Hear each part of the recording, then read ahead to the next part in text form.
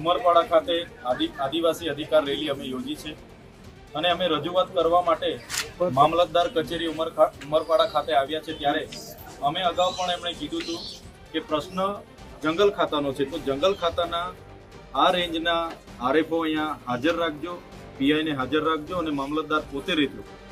છતાં આરએફઓ ગેરહાજર છે, પોતે બહાના કરીને જતા રહ્યા છે। ત્યારે અમે અહીં ધરણા પર બેઠા છે। જ્યાં સુધી આરએફઓ એમના સબ ડીએફઓ કાં તો ડીસીએફ કક્ષાના અધિકારી અહીંયા નહીં આવે, અમારી રજૂઆત નહીં સાંભળે, ત્યાં સુધી અમે અહીંયાથી ઉઠવાના નથી। ભલે અમને રાતવાસો કરવો પડે તો અમે રાતવાસો કરીશું। અમે ભૂતકાળમાં વિધાનસભાના પણ ઘેરાવા કર્યા છે, બિરસા મુંડા ભવન સચિવાલયના પણ ઘેરાવા કર્યા છે અને જ્યાં પણ અમારે લડવું પડે છે અમે પૂરા અધિકારો સાથે લડીએ છીએ। ત્યારે આ વિસ્તાર અનુસૂચિ 5 માં આવતો વિસ્તાર છે, પેસા એક્ટમાં આવતો વિસ્તાર છે, વન અધિકાર અધિનિયમ 2006 અંતર્ગત અહીંના વિસ્તારમાં અમારા આદિવાસી લોકોએ જંગલ જમીન છેલ્લા 25 થી 30 વર્ષથી ખેડીને ખાય છે, ત્યાં રહે છે, પોતાના ઘર છે અને બધા ઉકાઈના વિસ્થાપિતો છે। ત્યારે અચાનક જ અભયારણ્ય આવવાના નામે જંગલ ખાતું પોલીસનો ઉપયોગ કરીને ત્યાં જીસીબીઓ લાવી ખાડા ખોદીને ઝૂંપડા તોડીને અમારા લોકોને અહીંથી કાઢી નાખે છે। અભયારણ્ય બનાવીને ખાનગી ક્ષેત્રને આપવાની એમની જે યોજના છે, જેનો અમે સખત વિરોધ કરીએ છીએ। આ વિસ્તારમાં ભૂતકાળમાં ડેમોના નામે, કોરિડોરના નામે, હાઈવેના નામે અને સ્ટેચ્યુ ઓફના નામે, જીએમડીસી જીઆઈડીસીના નામે તમામ વખતે આદિવાસીઓને આ જ પ્રકારે અહીંથી કાઢી દેવામાં આવ્યા છે। ત્યારે વિકાસના નામે જે પ્રકારે આદિવાસીનો વિનાશ થાય છે, અમે કોઈ પણ ભોગે હવે ચલાવી લેવાના નથી। અત્યારે પણ અમે બાબા સાહેબે આપેલા સંવિધાન થકી જ અમે વાત કરીએ છીએ, આમાં અધિકારોની જ વાત કરીએ છીએ। જે પ્રકારે ગામ સભાનો અહીંયા પાવર હોવો જોઈએ, એની જગ્યાએ અધિકારીઓ પોતાનું રાજ ચલાવે છે, એ પણ અમે હવે ચલાવવાના નથી। ત્યારે અમારી રજૂઆત એ જ છે કે આ લોકો સાથે જે ગેરવહીવટ, ગેર અત્યાચાર થાય છે એ હવે થવો નહીં જોઈએ। જો ફરી કોઈ આ લોકો સાથે આ પ્રકારનો અત્યાચાર કરશે તો આજે તો અમે 2 તાલુકાના લોકો ભેગા થયા છે, આવનારા દિવસોમાં ભીલ પ્રદેશના લોકો અમે ભેગા થઈશું, જેમાં રાજસ્થાન, મધ્યપ્રદેશ, મહારાષ્ટ્ર અને ગુજરાતના તમામ લોકો અહીંયા હશે। ત્યારે આજે સ્પષ્ટ કહીએ છીએ, અમારા બધા જ સંગઠનના લોકો અહીંયા ઉપસ્થિત છે। બધા જ લોકો પક્ષ પાર્ટી ભૂલીને લોક સંઘર્ષ મોરચાની અધ્યક્ષતામાં યોજાયેલી રેલીમાં અમે સમર્થન કરવા આવ્યા છે અને આવનારા દિવસોમાં પણ અમારે ગાંધીનગર ખાતે પણ ઘેરાવા કરવાના થશે તો અમે ત્યાં પણ જઈશું। સુરત કલેક્ટરે ઘેરાવો કરવાનો થશે તો ત્યાં પણ જઈશું। જો અમારા લોકોને ન્યાય ન મળશે તો અમે સડકથી લઈને સદન સુધી લડવા પણ તૈયાર છે। પણ હવે અમે પાછી પાની કરવાના નથી। હવે અમે લડેંગે જીતેંગે, જિંદાબાદ મુર્દાબાદ આવેદન આપીને જતું રહીને હવે પૂરું નથી કરવાના। ફરી જો આ પ્રકારની આદિવાસીઓના ગામ ખાલી કરવાના, હેરાન કરવાના કામ કરશે તો આ વિસ્તારના હાઈવે પણ બંધ થશે, એ પ્રોજેક્ટો પણ બંધ થશે અને તમામ મોરચે અમે લડી લેવા માટે તૈયાર છે। ચૈતરભાઈ, ખાસ અભયારણ્યની વાત હોય કે જમીન સંપાદનની વાત હોય, તમામ જે પ્રોજેક્ટો છે આદિવાસી વિસ્તારમાં જ કેમ? સરકાર બસ હવે એમને નજર આદિવાસીની જમીનો પર છે, હવે સિટીમાં કોઈ બાકી નથી। એટલે આ વિસ્તારમાં આજે તો ઉમરપાડાનો વારો છે, કાલે માંડવીનો વારો આવશે, ડેડિયાપાડાનો, વાલિયાનો, ઝઘડિયાનો। તો શું અમારે કાયમ અમારી જમીનો જ આપી દેવાની છે? કાયમ અમારે ભોગ જ આપવાનો છે? અને એની સામે આજે શું વિકાસ કર્યો છે?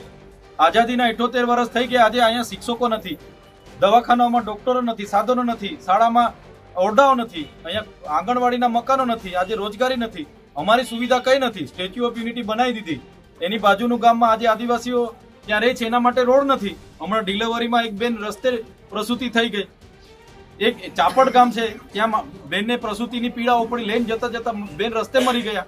તુરખેડામાં હમણાં બેન રસ્તે મરી ગયા। તો આ વિકાસ છે। એટલે અમારે હવે ભોગ આપવાનો નથી। હવે અમે અમારા અધિકારો અમારી પાસે છે, સંવિધાન અને સંવાદથી વાત કરીએ છીએ ત્યાં સુધી બરાબર છે। હવે યુવા આગેવાનો, યુવા પેઢી જાગેલી છે। હવે જો અમારા લોકો સાથે આ પ્રકારનો અન્યાય થશે અમે સહન કરવાના નથી। અમે આરપારની લડાઈ લડવાની થશે તો પણ લડવા તૈયાર છે। અનુસૂચિ 5 વિસ્તાર છે અને ગ્રામ પંચાયતની મંજૂરી વગર કોઈ પણ જમીન સંપાદન ન થઈ શકે, તો શું માનો છો સરકારના જે નિર્ણયો છે બંધારણની ઉપર છે? અનુસૂચિ 5 માં ગ્રામ પંચાયત નહીં પણ ગ્રામ સભાનો પાવર છે। ગ્રામ સભા નક્કી કરે, એ ચાહે કોઈ પણ હોય, સંસદ હોય, સૌથી વધારે પાવર અનુસૂચિ 5 માં ગ્રામ સભાને આપ્યા છે। તો ગ્રામ સભાની પરવાનગી વગર કોઈ પણ પ્રોજેક્ટ આવી ના શકે। પણ આ લોકોએ એમના કેટલાક સરપંચો છે, એમને વિશ્વાસમાં લઈને, એમને લોભ લાલચ આપીને ઠરાવો લઈ લીધા છે અને પછી આવા અભયારણ્યોને બધું લાવવાની ફિરાકમાં છે। જે પ્રકારે નર્મદામાં સફારી પાર્ક બનાવીને, ટ્રાઇબલ બજેટમાંથી સફારી પાર્ક બનાવીને રિલાયન્સને ₹1 ટોકનમાં આપી દીધો, એ જ પ્રકારે અહીંયા પણ ડેવલપ કરીને આવનારા દિવસોમાં અદાણી અંબાણીને આપી દેવા માટે આ લોકો આગળ વધી રહ્યા છે. ચેતરભાઈ, દીપડા રેસ્ક્યુ સેન્ટર હાલ આવી રહ્યું છે. દીપડા રેસ્ક્યુ સેન્ટર જે વિસ્તારમાં આવે છે તે વિસ્તારમાં ઘણા ગામો આવે છે માંડવી તાલુકાના વિસ્તારમાં. તે ગામો લઈને કઈ ફાયદો થશે દીપડા રેસ્ક્યુ સેન્ટર? અહીંયા દીપડા રેસ્ક્યુ સેન્ટરની શું જરૂર છે? પણ દીપડા રેસ્ક્યુ સેન્ટર એમણે જુનાગઢમાં બનાવવું જોઈએ, એમણે એમના વિસ્તારોમાં બનાવવું જોઈએ. અહીંયા અમે દીપડા પર કે વન્ય પ્રાણી પર જરા બી પથ્થર મારીએ એટલે 10 વર્ષની અમને સજા થાય વાઇલ્ડ લાઇફ એક્ટ અંતર્ગત. ને દીપડાઓ બાર થી લાવીને પાંજરામાં લાવીને અહીંયા છોડી દે, અમારા લોકો પર હુમલા કરે, ત્યારે કોઈના પર કાયદો લાગુ નથી પડતો. ત્યારે પેલા ચેક આપીને પછી એ લોકો રાજી થઈ જાય. એટલે અમારે કોઈ દીપડા કે કોઈ અહીંયા કોઈ સફારી બફારી પાર્કની જરૂર નથી. અને અમે આવનારા દિવસોમાં એ મુદ્દે એકદમ આક્રમકતાથી લડીશું. અમે ક્યારે કોઈ દિવસે પણ આવા પ્રોજેક્ટો સાથે અમે ક્યારે સહમતિ નહીં આપી. તમે જોઈ લો, જામનગરમાં આખો પાર્ક એ લોકો અદાણીને આપી દીધો, અંબાણીને આપી દીધો. તો આ પ્રકારે હવે જમીનો પર એ લોકોની નજર છે. આદિવાસીઓને જમીનો પરથી ખદેડી દો. આજે છત્તીસગઢ હોય, ઝારખંડ હોય, આજે નાગાલેન્ડ હોય, મણિપુર હોય, તમામ જગ્યાઓ પર આર્મી મૂકી દીધી છે. દેશની અડધી આર્મી તો આદિવાસીઓ સામે લડે છે, આદિવાસીઓ સામે આર્મી લડે છે. તો આ જ પ્રકારે આવનારા દિવસોમાં બી આ વિસ્તારમાં ન થાય એના માટે અમે સૌ યુવાનો ભેગા થયા છે અને સરકારને મેસેજ આપવા માંગીએ છીએ, જ્યારે પણ ઉમરપાડા હોય, માંડવી હોય, કોઈ પણ આદિવાસી સાથે કંઈ થશે, એ ચાહે કેવડિયા હોય કે કોઈ પણ, અમે બધા એક થઈને લડીશું. અને અમે હવે ક્યારે પણ આ પ્રકારના પ્રોજેક્ટોથી અમારી જમીનો આપવા માંગતા નથી. કે આપણે બધાએ ત્યાં રેલીમાં જવાનું છે અને છેલ્લી ઘડીએ પોલીસ પ્રશાસન અહીંના નેતાઓના ઈશારે આપણને પરવાનગી નહીં આપી. આજના કાર્યક્રમ માટે પણ આ પોલીસ પ્રશાસન અને અહીંના કેટલાક નેતાઓ કાર્યક્રમ ન કરવા દેવા માટેની કામગીરી કરવામાં આવી. ત્યારે પોલીસ, એમના પ્રશાસન, એમના નેતાને પણ હું કહેવા માંગુ છું, આ દેશના મૂળ માલિક અમે આદિવાસીઓ છે અને જે દિવસે આદિવાસી નક્કી કરશે અમારો સમાજ, અમે એટલા ગૌરવશાળી સમાજમાંથી આવીએ છીએ. તમે બિરસા મુંડાનો ઇતિહાસ વાંચી લેજો, તમે તાત્યા માવાનો ઇતિહાસ વાંચી લેજો, હાસ્યા નાયકનો ઇતિહાસ વાંચી લેજો, તમે ગોવિંદ ગુરુનો ઇતિહાસ વાંચી લેજો. એક કુળમાંથી અમે આવીએ છીએ. અમને પરવાનગીની જરૂર નથી. અમે અહીંયા મૂળ માલિક અમે ધારે તે કરી લઈશું. જંગલ ખાતાવાળાને પણ કહે છે, આ ઉમરપાડાવાળા, પેલા સાગબારાવાળા, પેલા ડેડિયાપાડાવાળા અલગ અલગ ભાગ પાડવાનું બંધ કરી દેજો. અમે ડેડિયાપાડાના હોય, સાગબારાના હોય કે ઉમરપાડાના હોય કે માંડવીના હોય, તાલુકા ભલે અલગ હશે, જિલ્લા ભલે અલગ હશે, પણ અમે આદિવાસીઓ છે, આદિવાસીઓને અલગ કરવાનું બંધ કરી દેજો. કહેવામાં આવ્યું કે આ વિસ્તારમાં સાગબારાવાળાને કરવાની દઈએ, ત્યારે એ નેતાઓને, એ પ્રશાસનને પણ કહેવા માંગીએ છીએ, અમે પણ અહીંના વિસ્થાપિતો છે. તમે જો એમાંથી પાણી લઈ જવા માંગો છો ને, હવે અમે નક્કી કરી દઈશું કે પાઇપલાઇનનું કામ પણ બંધ થઈ જશે. કેમ તમે ભાગ પાડવા માંગો છો? ત્યારે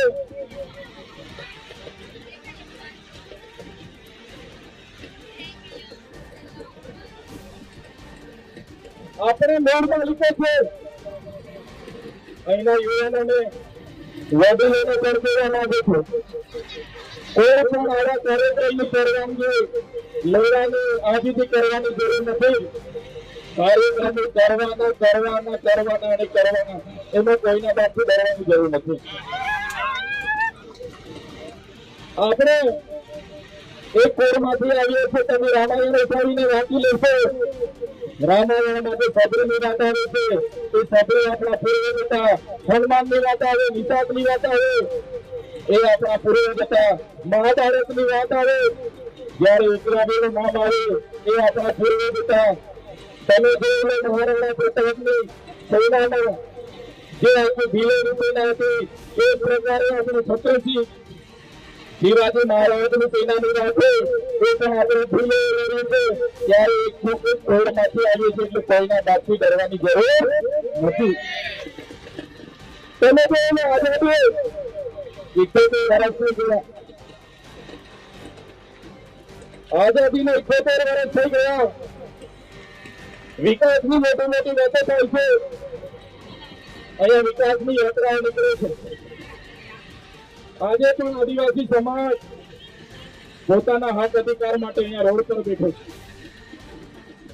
આજે પણ આદિવાસી સમાજ શાળાઓ માટે રોડ પર ઉતરે છે.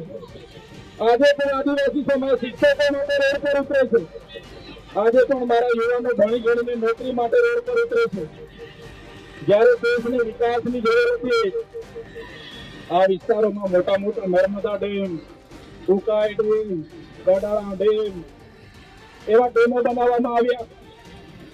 જ્યારે સરકારને આ વિસ્તારમાં લાકડું લઈ જવાનું હતું, રેલવે કરવામાં આવી, રોડ કરવામાં આવ્યા, નેશનલ હાઈવે બનાવવામાં આવ્યા, કોરિડોર બનાવવામાં આવ્યા, ત્યારે પણ આદિવાસીઓએ યોગદાન